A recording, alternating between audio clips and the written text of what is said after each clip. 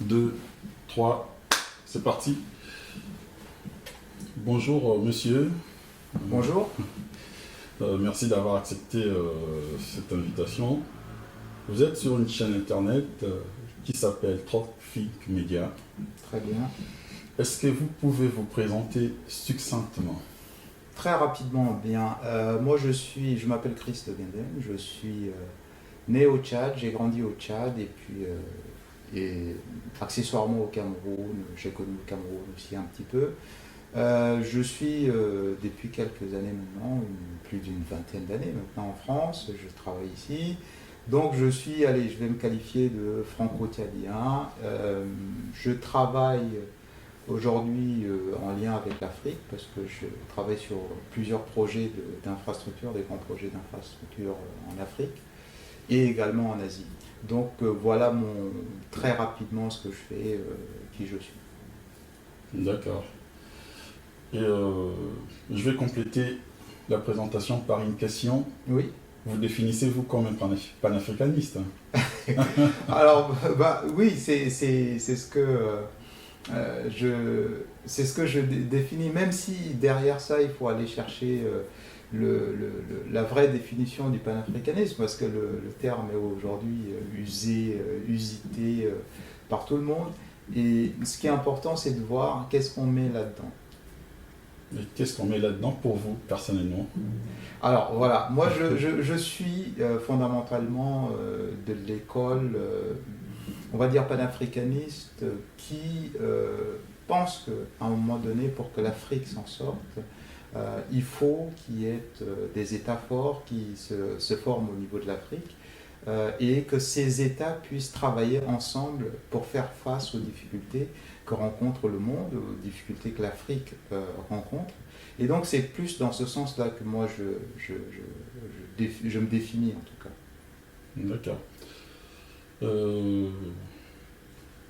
Pour commencer, comment combinez-vous ces panafricanismes, l'envie des États forts, avec un peuple aussi divisé? Je prends l'exemple du Congo, on en parlait tout à l'heure.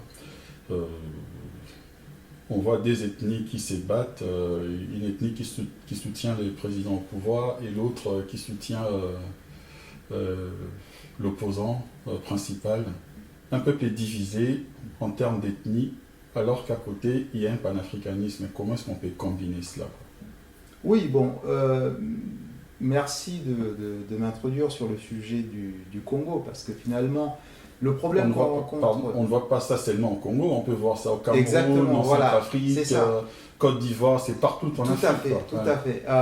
Donc pour être très franc avec vous, c'est-à-dire que le cas du Congo est un exemple parmi des milliers. En Afrique, on en rencontre effectivement un peu partout. Et donc, le fait qu'il y ait plusieurs ethnies, ça c'est une réalité qui existe en Afrique, mais je pense que ce n'est pas seulement à ce niveau-là que le problème se pose. Parce que pour essayer de dépasser ces clivages ethniques, on peut parler du cas du Congo entre grosso modo les Kikongo, les Siluba, etc. Bon, je ne pense pas que ce soit ça seulement le problème.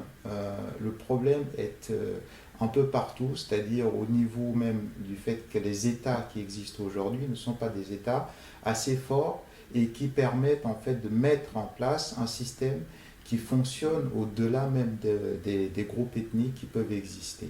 Et vous avez cité le cas par exemple de la Côte d'Ivoire, on le voit bien, c'est-à-dire que sur toute la période de Houphouët-Boigny, etc., on a trouvé des compromis qui faisaient que l'État arrivait quand même à permettre à ces gens de pouvoir vivre ensemble.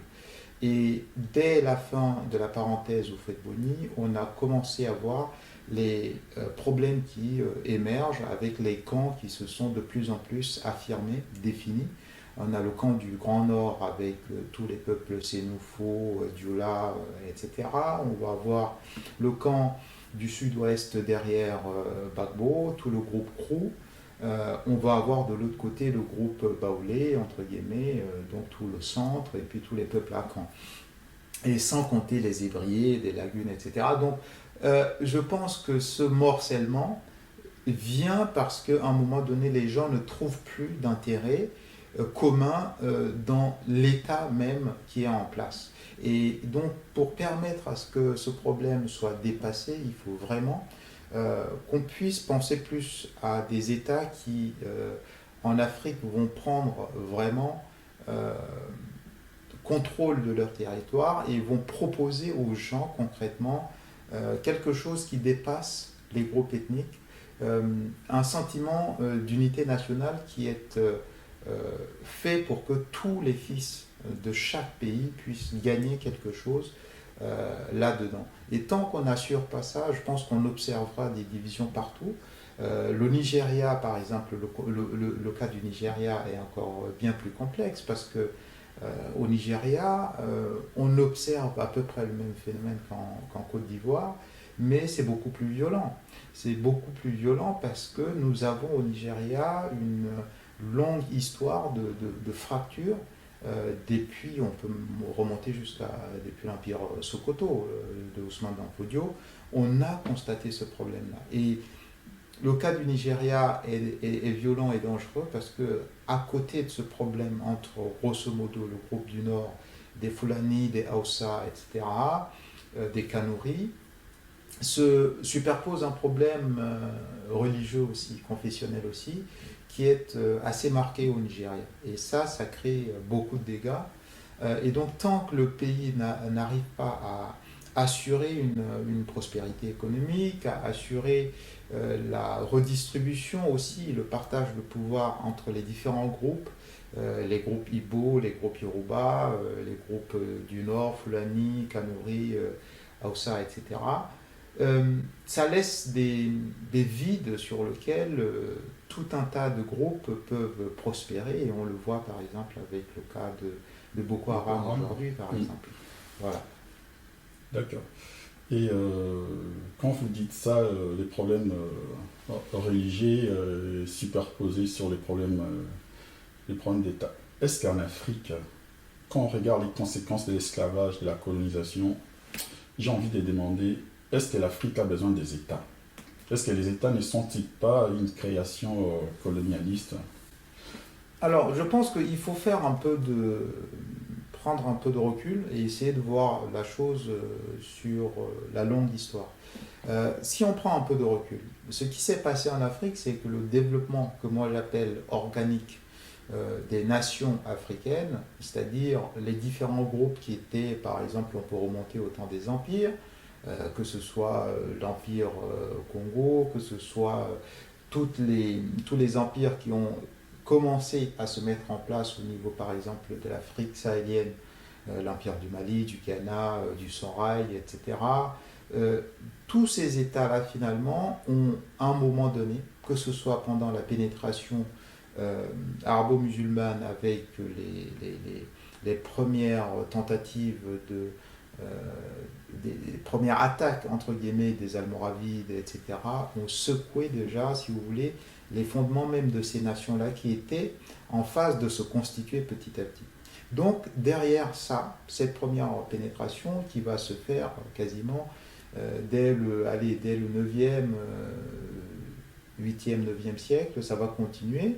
Et derrière ça, on a une deuxième vague qui est la colonisation occidentale qui vient en plus donc interrompre le développement entre guillemets naturel de ces États qui étaient en constitution. C'était des États-nations basés souvent sur des groupes ethniques, mais pas seulement. Ça avait des peuples satellites autour de ces différents groupes.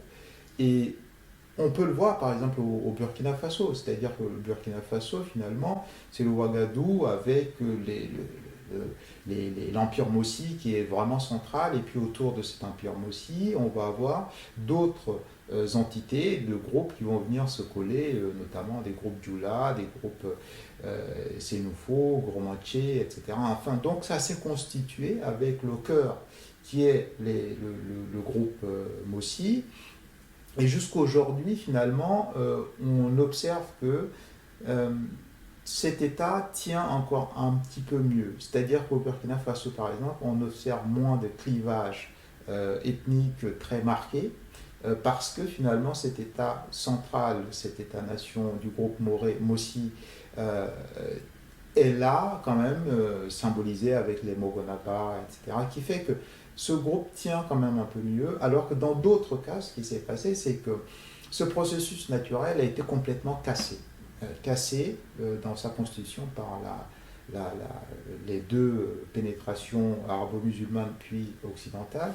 Et du coup, on se retrouve avec des États qui effectivement ont été découpés, notamment la conférence de Berlin, qui sont le résultat finalement des disputes entre les colonisateurs européens, qui ont fait qu'il y a des différents groupes qui, avant la colonisation, n'étaient pas dans le même, on va dire, cercle culturel, etc., qui se sont retrouvés très rapidement enfermés dans ces États qu'on connaît aujourd'hui.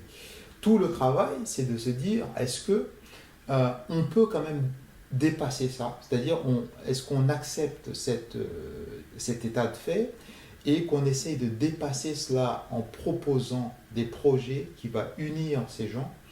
Ou est-ce qu'il faut défaire les États même qui existent aujourd'hui pour essayer de reconstruire autre chose?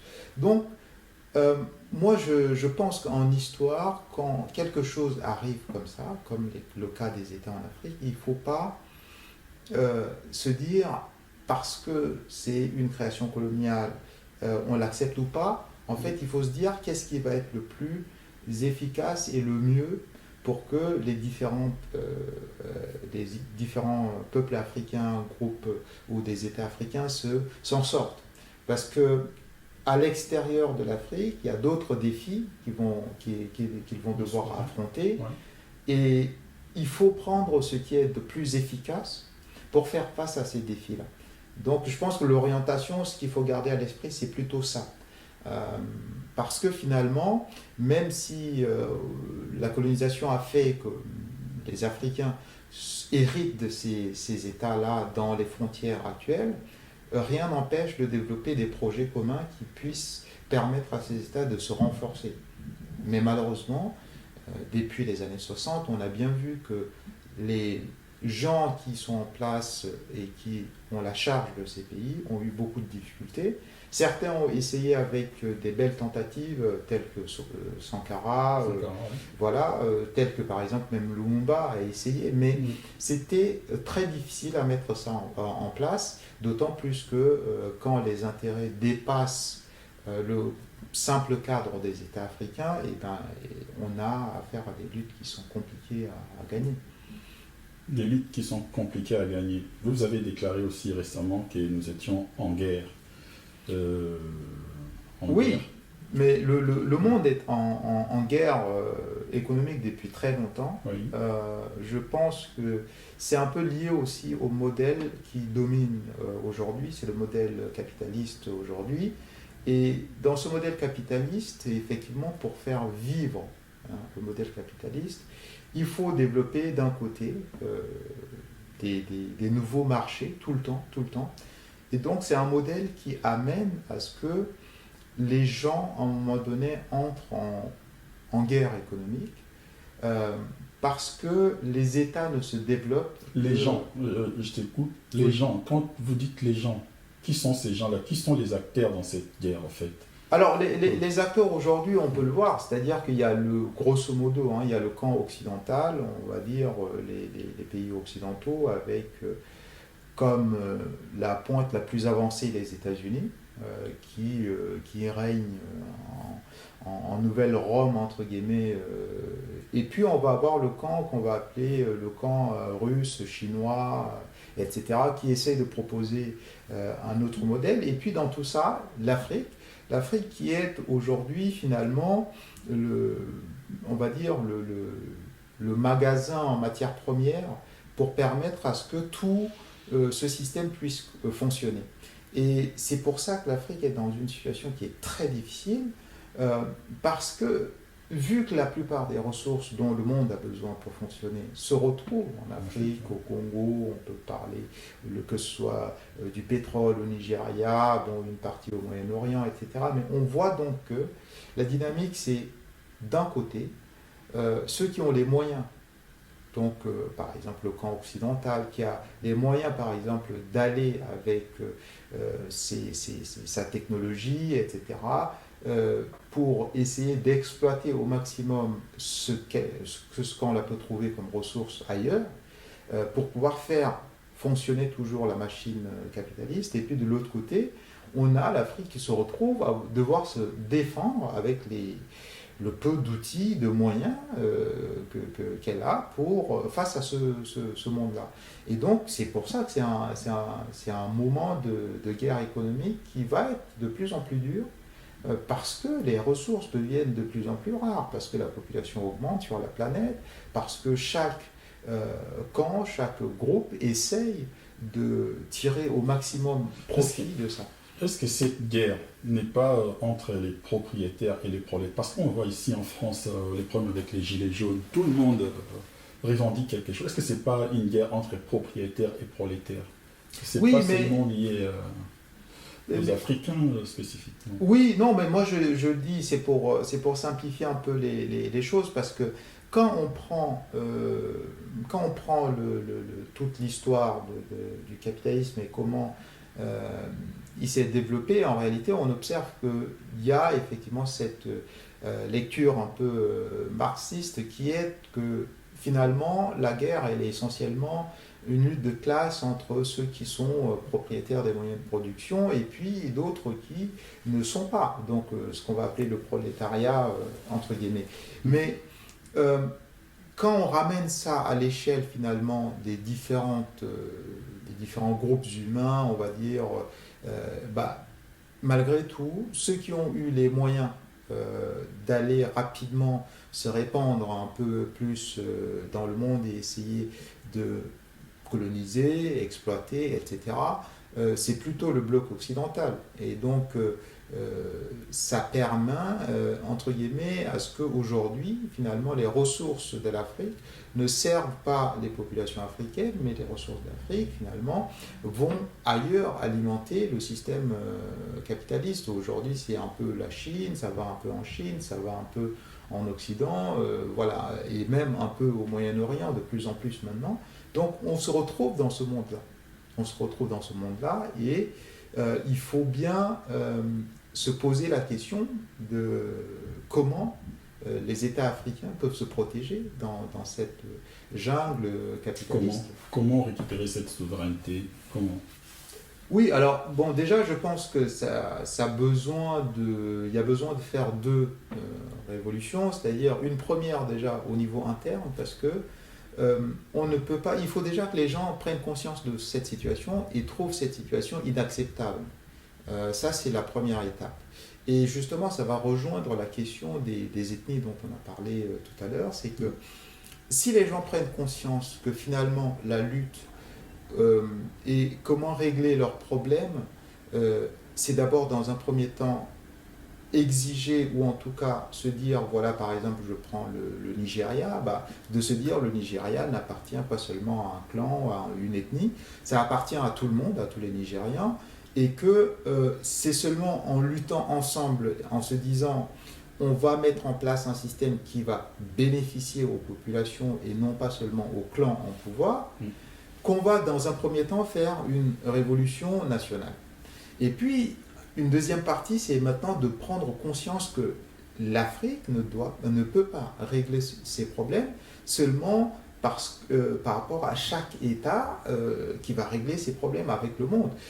L'Afrique doit régler ses problèmes en tant que bloc de différents États qui sont constitués, qui défendent les mêmes intérêts, qui est de dire, en gros, nous, différents États africains, mettons-nous ensemble pour permettre à ce que tout ce qui y a comme ressources en Afrique puisse bénéficier aux populations africaines. Mais pour faire cette révolution, il faut dans un premier temps que les différents peuples en fait puissent être maîtres chez eux. Alors que cette souveraineté n'existe pas encore dans beaucoup de pays aujourd'hui, c'est encore difficile, c'est encore en lutte, on le voit très bien, c'est-à-dire que dès qu'il y a un problème parfois africain, comme ça a été le cas de la Côte d'Ivoire par exemple, et les arbitres sont à l'extérieur, c'est-à-dire qu'on fait appel souvent à l'ONU, on fait appel d'autres entités internationales qui viennent pour régler le problème. Et je pense que voilà, ça complique la situation.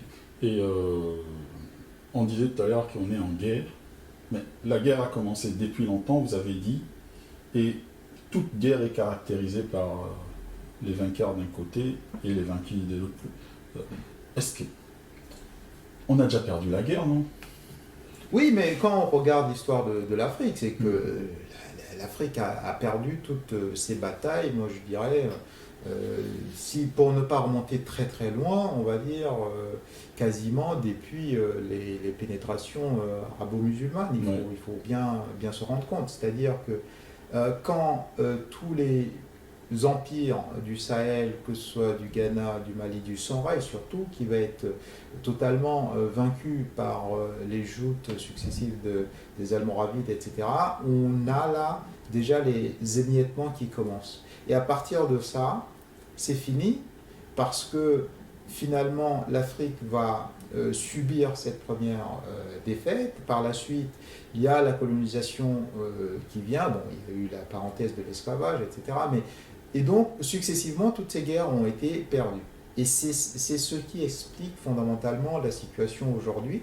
Et donc, même les indépendances, en réalité, on le voit bien, ne sont que des indépendances de façade, parce que ça ne permet pas du tout aux États africains de se relever. Et donc, oui, les guerres ont été perdues. C'est totalement ce qui explique la situation aujourd'hui. Est-ce que c'est une fatalité? Est-ce que ça peut changer? Moi, je pense que oui, il faut. En politique, les choses peuvent toujours changer parce que, comme je le dis souvent, c'est pas juste un match, par exemple, et puis à un moment donné, il y a la fin du match, et puis il y a ceux qui gagnent pas. Non, c'est quelque chose qui continue.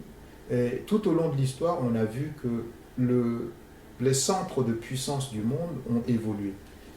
Hier, ça a été la Mésopotamie, l'Égypte, c'est passé en Chine, ça a été Rome, ça a été la Grèce d'abord, ça a été Rome, et après, ça évolue. Ça évolue, il y a encore, à la Renaissance, c'était l'Italie, voilà. Donc, là où la puissance est concentrée, change au fur et à mesure de l'histoire.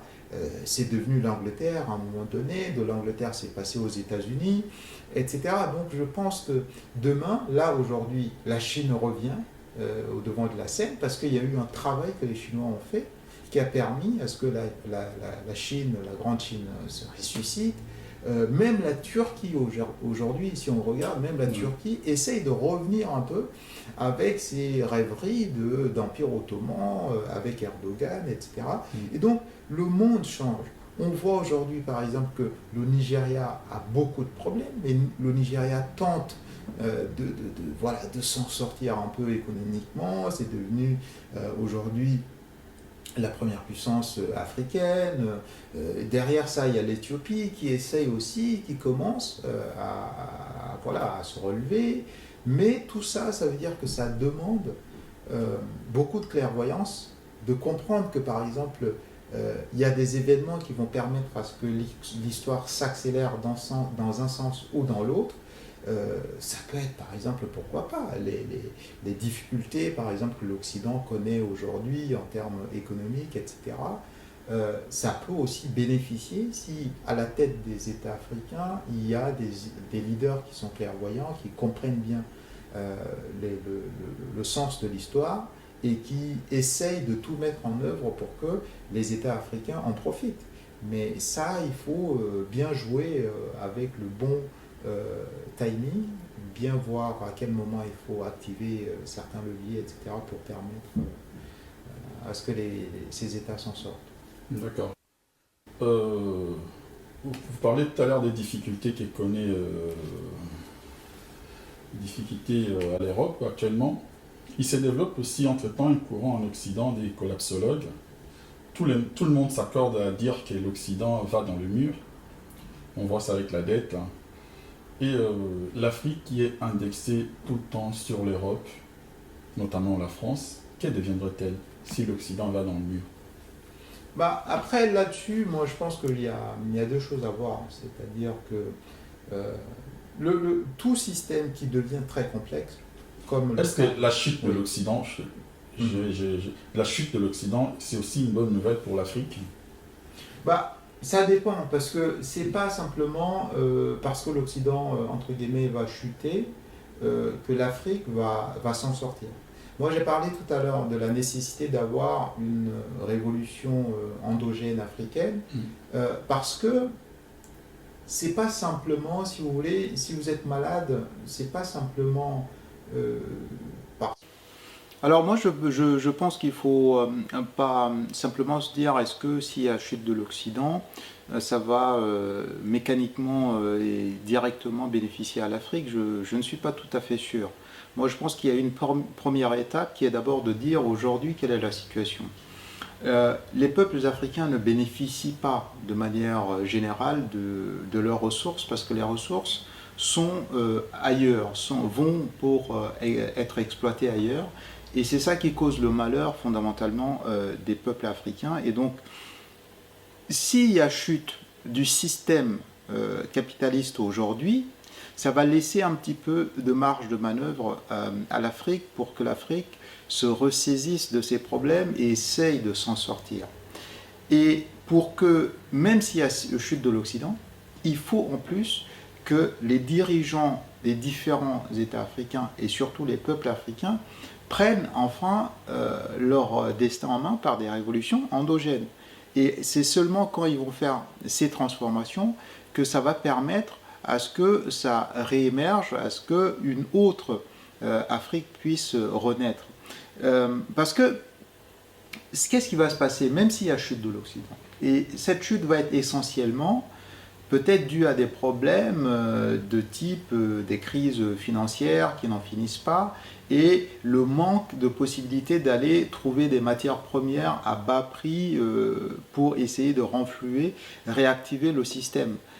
Ça peut se situer à ce niveau-là, mais même s'il y a ça, même s'il y a une crise, il ne faut pas oublier que d'un autre côté, le système de prédation capitaliste a les moyens aussi d'aller et de devenir même un peu plus féroce encore et d'aller chercher par tous les moyens les ressources qu'il faut pour réalimenter le système.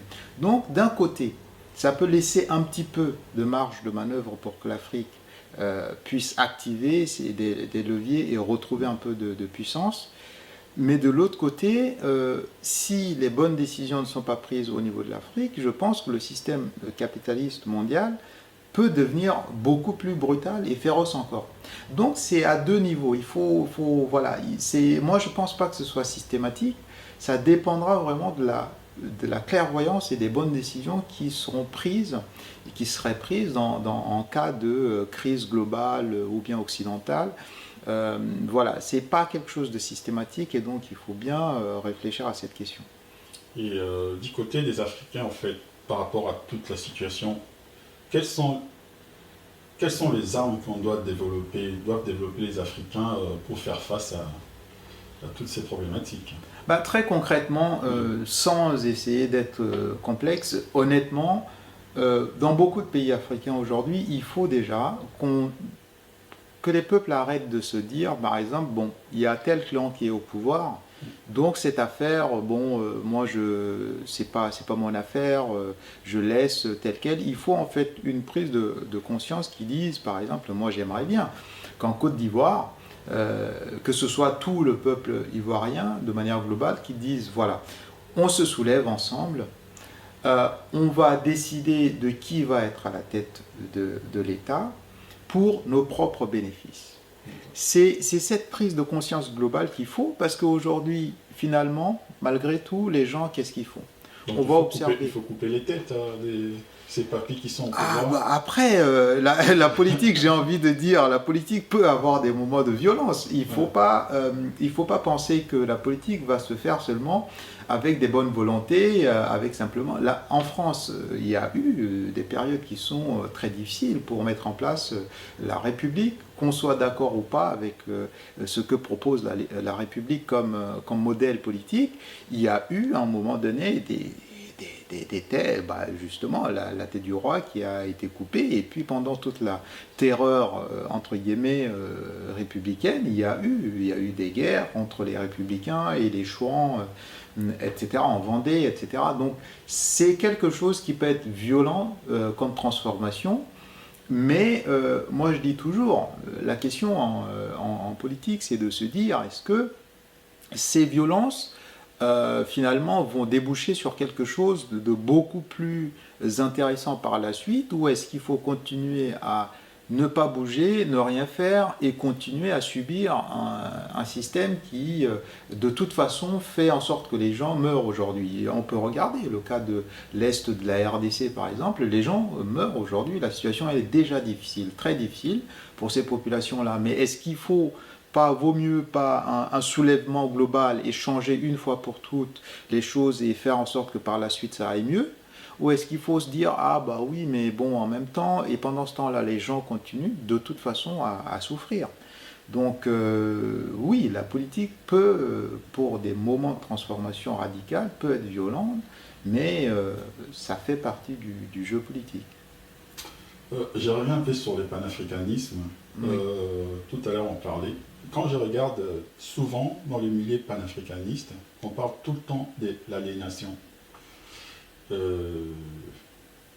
À votre avis, c'est quoi exactement l'aliénation? Qui sont aliénés et qui ne le sont pas? Bon, après, moi je pense qu'il y a effectivement, mais finalement, si on veut parler d'aliénation, le fait que les gens sont totalement autres, sont devenus autres que eux-mêmes, je pense qu'il y a plusieurs phénomènes qui peuvent expliquer cela, mais on peut parler des religions, on peut parler des traditions qui ont changé, on peut parler même de la vision peut-être économique du monde qui a totalement changé les choses et qui fait que les Africains n'imposent pas leur propre modèle à eux. Donc on peut parler d'aliénation à titre individuel par exemple parce que les gens finalement ont totalement oublié qui ils sont, leurs traditions, tout ça. On peut parler d'aliénation économique parce que, par exemple, on va dire les États africains fonctionnent dans un paradigme qui n'est pas ce que eux-mêmes ont imposé, mais le paradigme des autres. Donc, c'est à plusieurs niveaux. Voilà. Et on peut expliquer très simplement le pourquoi de tout ça. Pourquoi il y a eu l'aliénation? Parce qu'une fois de plus, on a perdu des guerres. D'autres peuples ont imposé leur modèle et finalement, les Africains ont continué à suivre ces modèles-là aujourd'hui et ça amène à des situations qu'on connaît. Et quels sont, selon vous, les indicateurs de la sortie de l'aliénation? Que les gens sont en train de sortir, celui-ci est en train de sortir, essaie de voir un peu plus clair. Non, mais après, c'est bon. Il y a des parcours différents. Il y a des gens, par exemple, qui vont, par exemple, se dire bon, bah moi, je me reconnecte un peu à mes traditions endogènes africaines. J'essaie de les découvrir, j'essaie de comprendre. Mais moi, comme je dis toujours, hein, je dis de toute façon, il faut, en tant qu'être humain, il faut être enraciné quelque part.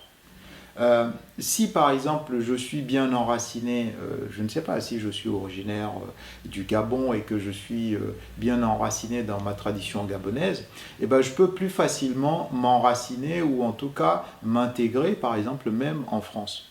Parce qu'une fois que je me connais, je peux très facilement, je ne suis pas perdu, donc je peux très facilement m'adapter à un autre environnement parce que je me connais, je sais qui je suis, je connais mon parcours, etc. Donc je peux le faire. Mais on peut observer que quelqu'un commence enfin à vraiment se redécouvrir, s'enraciner quelque part quand la personne fait la démarche de remettre en cause les habitudes qu'elle a prises pendant tout un certain nombre d'années sans se poser de questions. Voilà. Si la personne commence à un moment donné à se dire mais est-ce que j'ai choisi le mode de vie que j'ai aujourd'hui? Est-ce que ma façon de vivre m'a pas simplement été imposée et j'ai suivi bêtement? Là, la personne commence concrètement à se désaliéner. D'accord. Donc si je comprends bien pour vous, pour rebondir, il faudrait s'appuyer sur des traditions, sur des valeurs africaines, quoi. Oui, alors, mais c'est pour ça que moi je dis une fois de plus, hein, il faut être un peu plus... Pardon, je te coupe. Oui. Certains parlent même de la spiritualité. Il faut revenir sur les spiritualités africaines. Je pose une question en passant. Vous êtes chrétien, vous êtes musulman? Moi je ne suis pas aucun de ces églises, ni du côté christianisme, ni du côté islam. Pour la simple et bonne raison que moi ayant grandi en Afrique, j'ai déjà, même au sein de la famille, hein, des gens qui sont chrétiens, d'autres qui sont musulmans, etc., et d'autres qui sont dans des religions traditionnelles africaines ou dans des spiritualités traditionnelles africaines. Et donc, moi, j'ai même pas, même si j'ai eu un parcours plutôt chrétien, parce que dans la famille, quand on est gamin, on nous a tous amenés à l'église, des choses comme ça. J'ai compris tout ça. J'ai essayé de comprendre, que ce soit le christianisme, l'islam, etc. J'ai vraiment fait un travail de comprendre, d'étudier, etc. Et en réalité, les conclusions, c'est quoi? C'est que les traditions, au fond, les traditions sont les mêmes un peu partout. Les gens les interprètent selon leur prisme culturel par la suite, mais du coup je me dis, j'ai pas besoin de devenir chrétien ou musulman pour avoir accès à la spiritualité dont j'ai besoin. Donc, du coup, dans ce sens, il y a beaucoup de modèles en Afrique. Avant l'arrivée du christianisme ou de l'islam, il y a beaucoup de modèles de traditions spirituelles africaines qui existent, qui ne demandent qu'à être remis, réexaminé, remis au goût du jour, et ça peut se faire de manière personnelle, ou ça peut se faire au sein des différents peuples, ça peut se faire. C'est pas quelque chose qui... on n'est pas obligé, la spiritualité existe chez tous les peuples, et on n'est pas obligé d'attendre qu'on ramène une spiritualité du Moyen-Orient pour dire que finalement c'est la seule voie qui va conduire à permettre aux gens de sauver leur âme ou de s'en sortir. Et quand on regarde un peu l'histoire de l'Afrique, on dit l'histoire ne s'accomplit pas au hasard. L'histoire ne se déroule pas sans une ligne directrice. Donc, c'est-à-dire que c'est comme un tapis enroulé, et lorsqu'on le déploie, l'histoire exprime sa nature. Oui. Est-ce que l'histoire africaine n'est pas intrinsèque à la nature des Africains? Oui, non, mais il y a toujours un peu de... C'est une combinaison de plusieurs choses. C'est-à-dire qu'aujourd'hui, il y a ce que certains appellent le sens de l'histoire. C'est que, quelque part, un certain nombre d'événements se produisent parce que toutes les conditions sont réunies pour que ces choses se produisent. Alors, du coup, dans le cadre de l'Afrique, est-ce qu'on va finalement voir une certaine réorientation de l'histoire au bénéfice de l'Afrique? Moi je pense que oui, parce que l'histoire est dynamique, dialectique aussi, c'est-à-dire que en fonction de ce qui s'est passé, il y a une réponse à ce qui s'est passé, etc. Et tout ça oriente l'histoire. Et donc on peut en tout état de cause, se dire oui, bien sûr qu'il peut y avoir des changements qui peuvent arriver pour même renverser le sens de l'histoire, si possible. Moi, je pense qu'on peut agir, on peut insuffler des choses qui peuvent permettre à ce que l'Afrique renverse un peu le rapport de force qui lui est imposé. La nature africaine, quand on regarde l'Afrique, elle est telle qu'elle est parce qu'elle est africain. J'ai comme l'impression qu'il est très naïf. Oui, mais ça, c'est une question qui revient souvent dans beaucoup de réflexions. Les gens pensent que... Mais en même temps, je pense que l'histoire peut transformer les gens. Moi, je l'observe, je dis, mais l'histoire finalement peut transformer les gens parce que On a bien vu les civilisations, la Mésopotamie par exemple, qui a été une civilisation somme toute assez brillante à un moment donné, la civilisation mésopotamienne, aujourd'hui finalement, l'héritage qu'elle a laissé, c'est l'Irak et la situation de l'Irak actuelle. Donc si on ne dézoome pas, si on ne regarde pas sur de la longue durée, on va se dire finalement, l'Irak aujourd'hui, l'Irak ne s'en sort pas, la situation est catastrophique dans cette zone, comment ça se fait? Et pourtant, il y a plusieurs siècles, tout allait bien là-bas, dans cette zone-là. Et donc, je pense que l'histoire transforme les gens, et je pense que depuis la Mésopotamie jusqu'à la situation de l'Irak actuelle, il y a beaucoup de choses qui sont passées, des colonisations, l'islam qui est passé par là, etc. Il y a tout un tas de phénomènes qui amènent à ce que l'Irakien d'aujourd'hui et les peuples de la Mésopotamie de l'époque, il y a eu une transformation, qui est nette.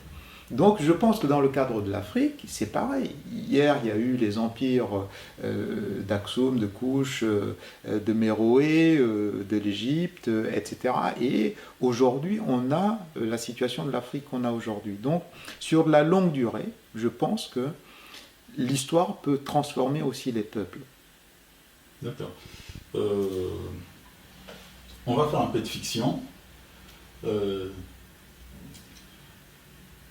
On a identifié d'où viennent les problèmes en Afrique. On connaît à peu près l'ennemi. Après avoir vu l'esclavage, la colonisation, aujourd'hui on parle de la néocolonisation. Oui. On a l'ennemi en face qui est armé. Et vous savez d'entre Dieu, si vous tombez entre ses mains, il va vous tuer. Oui, mais... Et cela arrive,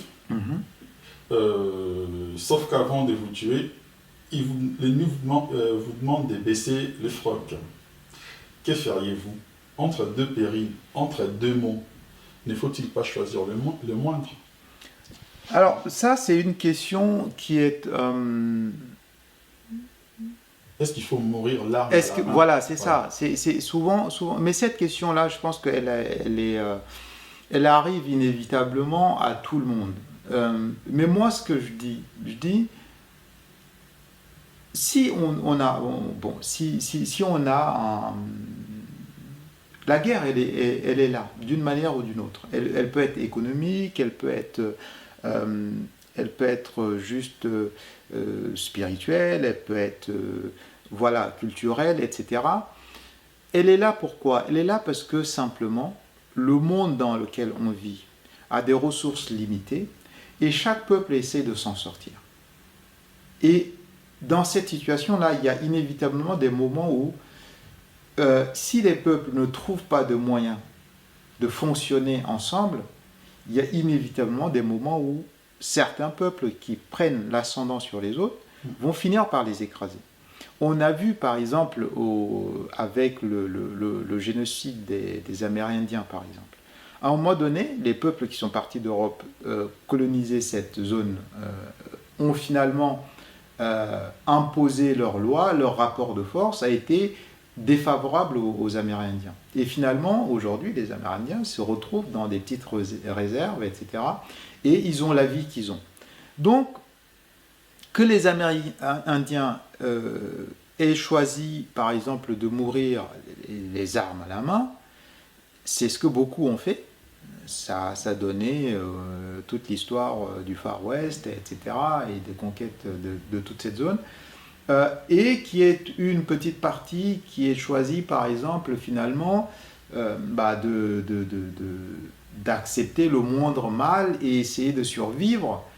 À la longue, ça finit toujours par vous tuer. C'est ça, à la longue, ça finit toujours par vous tuer parce que je pense que les peuples, en fait, survivent que quand ils expriment totalement leur vision du monde et comment ils voient la chose. Et c'est pour ça que moi, sur ce sujet-là, je fais toujours, d'abord je dis toujours que le problème, au fond, c'est comment chaque peuple et quelle énergie chaque peuple déploie pour survivre. C'est ça qui compte. Parce que si on ne déploie pas totalement son énergie pour survivre, à un moment donné, on va être confronté à la situation où, même si on accepte le moindre mal, petit à petit, ce moindre mal finit par nous tuer de toute manière. Donc, il faut, à mon avis, que les gens vivent totalement la vie qu'ils choisissent, les peuples vivent totalement la vie qu'ils choisissent, et maintenant, ça leur permettra de survivre parce que, malheureusement, le monde aujourd'hui n'est pas encore organisé pour que les gens soient dans une collaboration vertueuse. C'est peut-être en cours, mais ce n'est pas encore le cas. C'est la jungle aujourd'hui, et les peuples qui sont plus puissants finissent par s'imposer, finissent par prendre le contrôle de leur environnement et de l'environnement des autres et survivre comme ça. Et ça, c'est presque animal, hein, il faut le voir comme ça. Donc je ne pense pas que choisir le moindre mal va sauver un peuple. Je ne pense pas. Donc, si on comprend bien, nous sommes dans une soumission consentie, quoi. Oui, parce que quelque part, quand un problème arrive, il faut bien se rendre compte. C'est-à-dire que si on ne fait pas une analyse de la situation et on se dit, bon, bah voilà la situation aujourd'hui, par exemple, l'Afrique a perdu une succession de guerres et se retrouve dans cette situation, qu'est-ce qu'il faut mettre en œuvre pour rééquilibrer les rapports de force, pour ne plus être en situation de domination continuelle. Voilà. Si on fait ce travail et qu'on ne prend pas les mesures qu'il faut, à un moment donné, oui, ça veut dire que on s'accommode à la situation et donc quelque part on consent à cette situation-là. Parce que c'est pas, moi je trouve que d'autres peuples l'ont fait. La Chine à un moment donné a été sous domination. La Chine a refusé et a mis en œuvre tout ce qu'il faut pour s'en sortir, pour revenir un petit peu rééquilibrer le rapport de force qu'elle entretient avec les autres peuples. Donc je pense que les pays africains, les peuples africains ont la capacité de faire le même travail. Donc si ce travail n'est pas fait et que ça, depuis tous ces années, c'est qu'il y a une partie, en tout cas peut-être ceux qui sont aux manettes, ceux qui contrôlent, qui à un moment donné ont consenti à cela. Ça, il faut le reconnaître. Mais il y a aussi les peuples qui consentent. Mais oui, par ricochet, les peuples aussi consentissent à ça. Parce qu'aujourd'hui, par exemple, si je suis un jeune, je sais pas, un jeune Ivoirien, et que je me dis, bon, bah finalement, mon problème, c'est pas de dire il faut une Côte d'Ivoire qui bénéficie à tous les Ivoiriens, et que finalement, on va tous sortir, se battre pour être sûr que la personne qu'on met à la tête du pouvoir va s'occuper d'abord des Ivoiriens, c'est que quelque part, j'accepte, je consentis à la situation qui fait que celui qui est mis au pouvoir, qui n'est peut-être pas légitime, qui ne sert pas le peuple, etc.,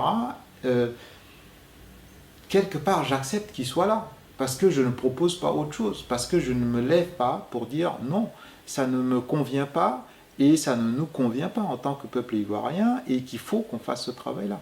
Donc, quelque part, c'est Constantine. On ne peut pas, aujourd'hui, continuer à dire que les problèmes qui arrivent au peuple africain ne sont que de la faute des autres peuples et que les Africains eux-mêmes ne sont pas responsables de cette situation. Et il faut mesurer les deux choses. Tout à l'heure, on parlait de l'aliénation. Quand on regarde bien, nous qui sommes ici, la diaspora africaine, on sait qu'on a identifié les problèmes, et les problèmes, c'est lié au capitalisme.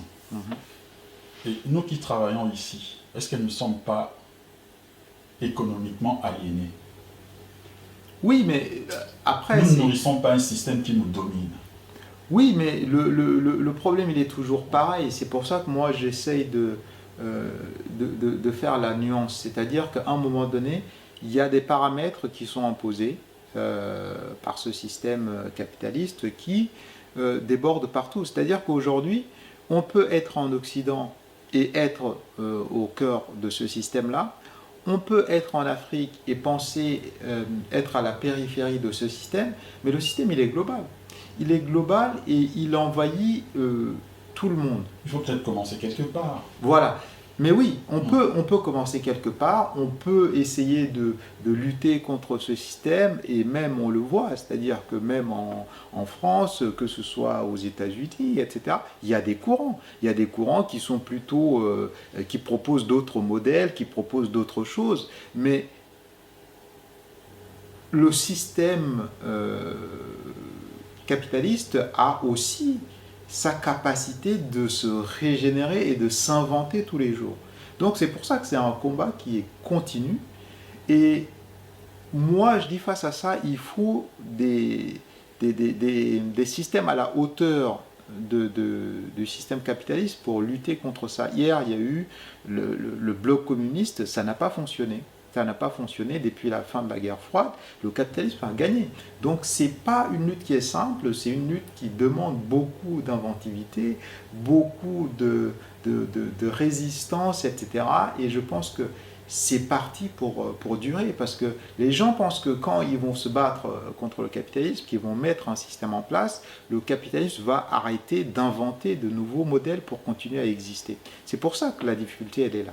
Alors, on peut peut-être à titre individuel dire que moi je refuse le capitalisme, je vais me réfugier quelque part, je vais m'organiser autrement. C'est possible, il y a des gens qui prennent ces initiatives, d'autres qui vous disent que bon, bah, moi je vais me battre plutôt au cœur du système pour essayer de changer les choses. Mais est-ce que c'est vraiment, ça permettra de réussir? Moi, je ne pense pas. Je ne pense pas. Mais comment alors conscientiser ces peuples? Quelles sont les étapes de la conscientisation? Qu'est-ce qu'il faut faire pour que les peuples se rendent compte et d'un seul bloc qu'on fasse quelque chose? Bah, d'abord, se dire individuellement déjà, se rendre compte, parce que moi, très honnêtement, ce qui parfois me frappe, c'est que individuellement, il y a des gens qui ne s'intéressent pas du tout. Pas du tout. On est en train de parler là, mais il y a des gens qui ne s'intéressent pas du tout à la chose politique. Ils pensent que c'est seulement le problème des autres. Alors que chaque individu, qu'est-ce que c'est qu'un État? C'est chaque individu qui prend conscience qu'il a quelque chose à faire là où il vit, dans son environnement, et qu'il peut décider de son choix de vie, de comment il pense le monde, etc. Et maintenant, quand tout ce monde se met ensemble et décide d'un certain modèle pour se gouverner, etc., c'est ça un État. Donc il faut que chaque personne, que ce soit au Gabon, au Congo, en Afrique du Sud, au Zimbabwe, au Lesotho, voilà, en Tanzanie, partout, il faut que chaque individu, déjà, à un moment donné, se rende compte que, voilà, moi, je suis là quelque part dans ce pays-là, mais j'ai mon mot à dire dans ce qui se passe politiquement. Et quand j'ai mon mot à dire, eh ben, je retrouve d'autres personnes qui ont également cet éveil, et ensemble, on décide de, oui, mais on veut quand même avoir un gouvernement qui fonctionne pour nous, qui prenne en compte nos aspirations, qui prenne en compte comment on voit le monde, comment on veut vivre dans cet espace. Parce qu'en Afrique, il faut des États forts, des États... un type d'État soviétique, en fait. Bah, le peuple africain a besoin de la démocratie.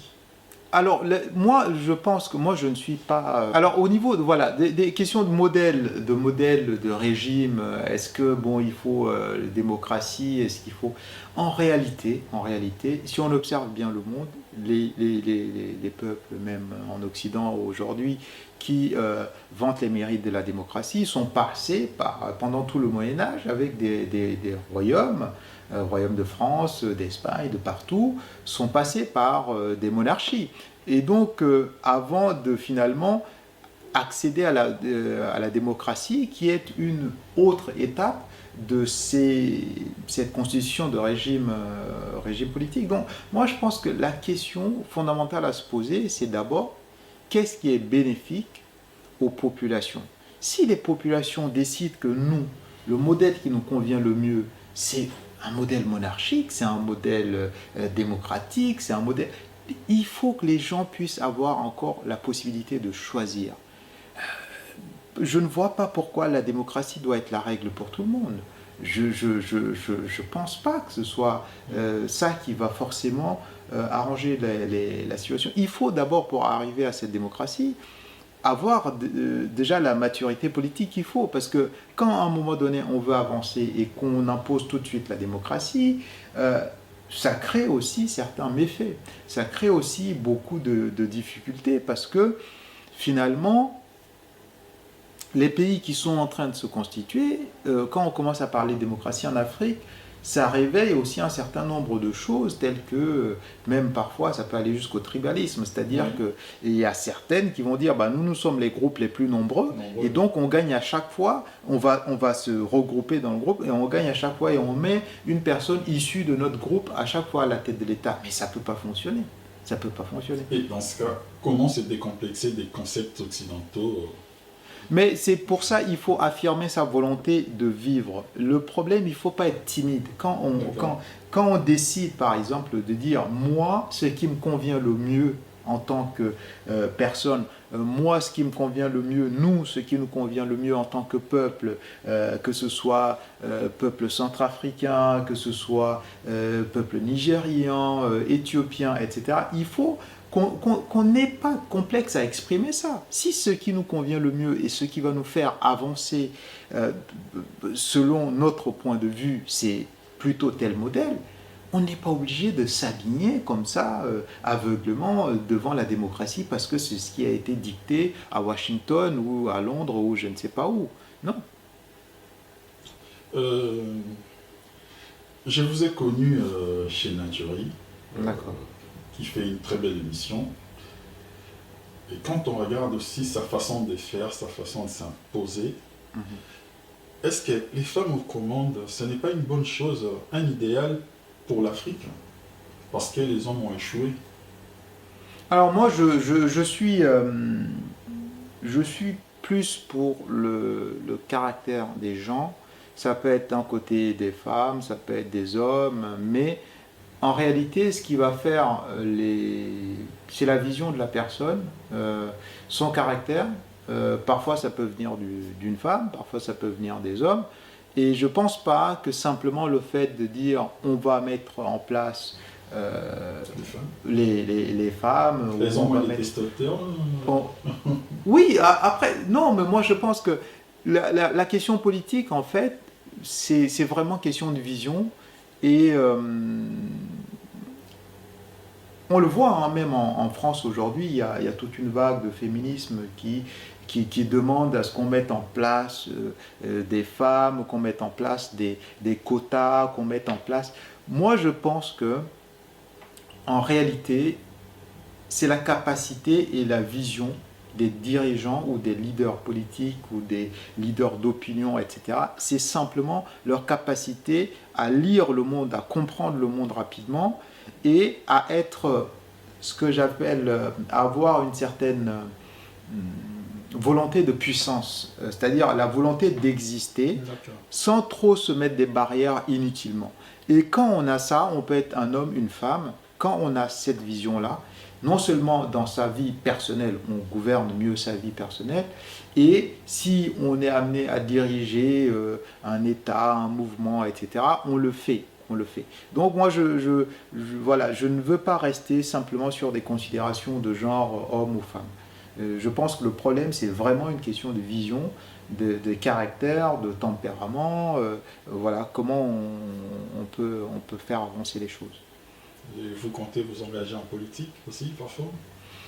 Mais la politique, on est tous plus ou moins engagés en politique, que ce soit... Moi, c'est pour ça que je dis, partout, j'invite les gens, partout où vous êtes, à vous engager dans la politique. Vous pouvez être en Hollande, vous pouvez être partout, il faut vous engager en politique dans le sens où, pour moi, la politique, c'est dès le moment où on commence à s'exprimer, on dit, moi, voilà comment je vois les choses, on fait déjà de la politique. Donc, il ne faut pas croire que la politique, ça va être réservé à un certain nombre de gens là, qui vont passer de temps en temps à la télévision, parler, c'est que pour eux. Non, la politique, c'est pour tout le monde. Les gilets jaunes font de la politique. Voilà, tout le monde fait de la politique, parce que si on ne fait pas la politique va nous faire. Et donc, voilà, il faut qu'on prenne les devants, il faut qu'on fasse les choses. Et on finit par être corrompu quand on fait de la politique. Alors oui, alors ça, c'est aussi quelque chose qui revient souvent. Et je pense aussi que, en réalité... je coupe un peu. Oui. Je prends l'exemple du Congo, par exemple. Oui. Il y avait un ancien président qui s'appelait Mobutu, il est parti. Oui. Oui. Les gens croyaient que si Mobutu dehors, Mhm. il y aura la solution. Mhm. Malheureusement, c'était encore pire. Et oui. L'autre est parti, on a un nouveau. C'est encore. Et c'est tout le temps comme ça. Donc la politique n'arrange pas les choses. Mais ben oui, mais c'est pour ça qu'il faut la politique à un moment donné. En fait, c'est pas tant la politique le problème, c'est les politiciens. C'est que les politiciens, si on laisse un petit groupe en disant c'est eux les experts, c'est eux qui vont gérer, et puis nous on est là, on observe, et bien tant qu'il n'y a pas de contrôle, oui, ils vont être corrompus, oui, ils vont être, le pouvoir va les corrompre, oui, les intérêts vont être là, etc. Et c'est pour ça que pour moi, tout le monde en étant éveillé et en dénonçant à chaque fois ce qui ne va pas, c'est comme ça qu'on contrôle les gens, c'est comme ça qu'on les maintient dans le droit chemin, entre guillemets, et on évite les corruptions qui n'en finissent pas, on évite les conflits d'intérêts, etc. Donc le pouvoir est amené à un moment donné à être partagé par tout le monde, par le peuple, etc. Et donc chacun doit pouvoir faire de la politique. C'est le seul moyen, c'est la seule garantie d'ailleurs pour que les politiciens soient moins corrompus. Et c'est pas en les laissant en disant bah oui, maintenant Mobutu est parti, voilà le nouveau qui est à la tête, donc tout, allez maintenant on attend simplement que tout s'arrange. Non, c'est pas comme ça. Le nouveau il est venu, d'accord. Il est venu avec quelle vision? Qu'est-ce qu'il veut faire? Comment nous on le contrôle pour pas qu'il parte dans des directions qu'on ne veut pas, qu'on souhaite pas pour notre pays, etc. C'est ça, faire de la politique. Et donc, à ce niveau-là, il faut que ce soit tout le monde qui fasse le travail. Ce n'est pas seulement le travail de ceux qui se déclarent politiciens, professionnels, et puis les autres vont rester là et regarder. Non, pas du tout. Pas du tout. D'accord. Nous sommes arrivés presque à la fin. Si vous avez un dernier mot, quelque chose, un conseil Très bien. Donc, de manière générale, moi je dis, il faut s'intéresser à la politique. Parce que c'est dans nos vies, c'est au quotidien. Et j'incite vraiment les gens de plus en plus, et surtout au niveau de la jeunesse là, des différents pays en Afrique, etc., c'est que pour qu'ils changent leurs conditions, il faut qu'ils s'engagent un peu plus en politique. J'ai comme l'impression aussi, oui. Pardon, oui. J'ai comme l'impression aussi quand on regarde les Africains en Europe ou ailleurs, on se contente de peu.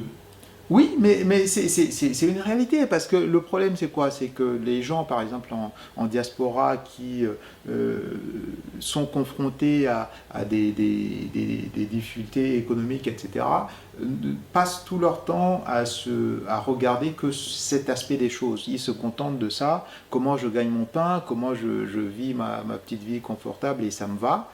Et je ne m'intéresse plus à ce qui se passe ailleurs. Je ne m'intéresse plus à ce qui est au-delà de ça. Et ça, c'est un vrai problème. C'est qu'on ne peut pas vouloir que les choses changent parce que, quelque part, qu'on le veuille ou pas, moi, je ne suis pas contre. Hein. Les gens, on peut être là et se dire, ok, d'accord, je me débrouille pour m'en sortir économiquement, mais les problèmes politiques vont être toujours là. On va toujours vous informer de la situation. On va dire au Congo, il y a tel problème qui se passe, il y a des difficultés comme ça, etc.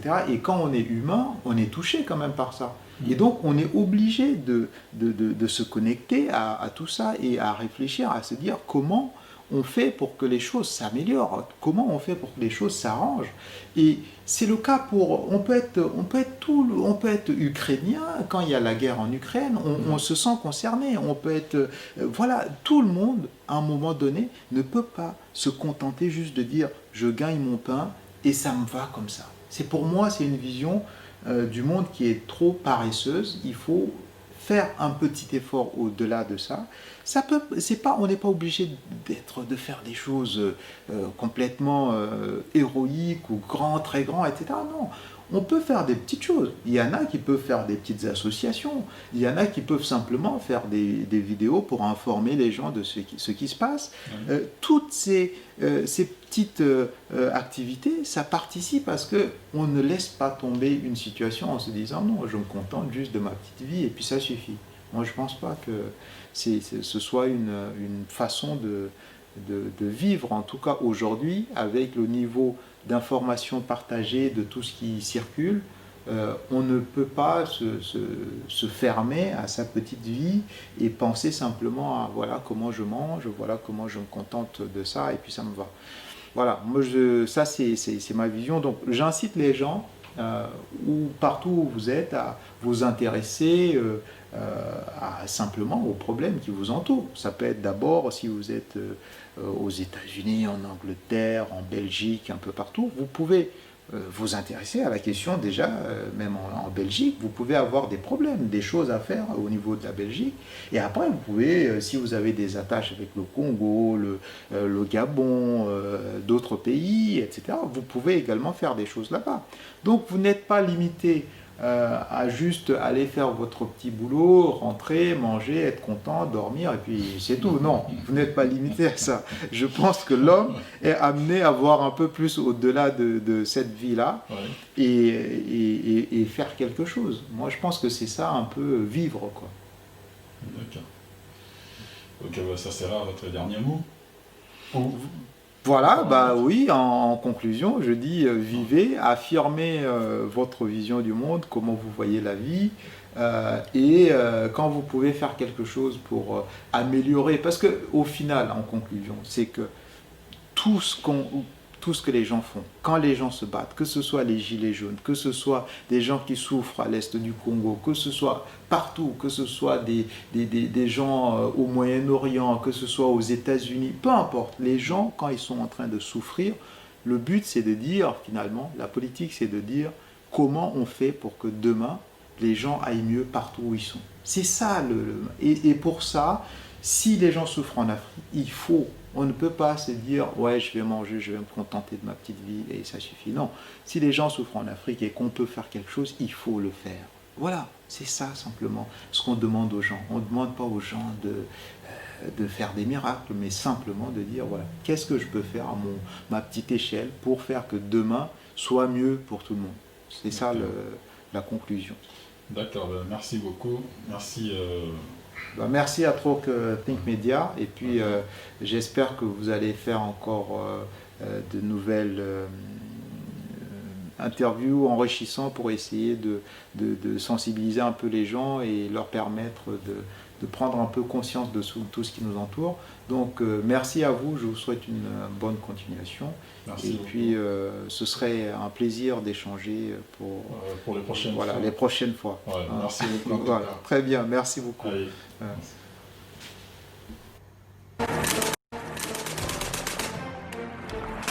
Right, it got turned on the right, left side of the tires right down the